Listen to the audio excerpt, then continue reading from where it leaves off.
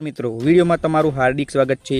તો મિત્રો હવામાન શાસ્ત્રી અથૈયા શેટ્ટીએ ગુજરાતમાં આગામી ચોમાસા અંગે એક મહત્વપૂર્ણ આગાહી કરી છે।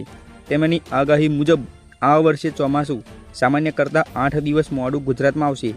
હા મિત્રો, પરંપરાગત રીતે ચોમાસું 15 જૂનથી શરૂઆત થતી હોય છે, પરંતુ આ વર્ષે 23 જૂનની આસપાસ ચોમાસું બેસવાની શક્યતા છે।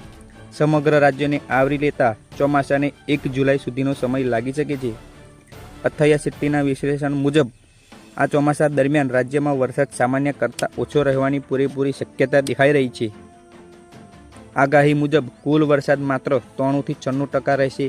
હવામાન શાસ્ત્રી શેટ્ટીએ જૂનથી સપ્ટેમ્બર સુધી ચોમાસાની માનસિક આગાહી પણ વ્યક્ત કરી છે, જેમાં કયા મહિનામાં ક્યાં અને કેટલો વરસાદ પડી શકે છે તેની વિગતો આપવામાં આવી છે। આ આગાહી ખેડૂતોને અને જનતાને આગામી ચોમાસાની પરિસ્થિતિને સમજવામાં મદદ કરશે। અને મિત્રો, તમને અમારી આ માહિતી ગમી હોય તો અમારી આ ચેનલને સબસ્ક્રાઈબ કરીને વિડીયોને લાઇક કરી દેજો। ફરી જ મળીશું એક આવી નવી અપડેટ સાથે। ધન્યવાદ।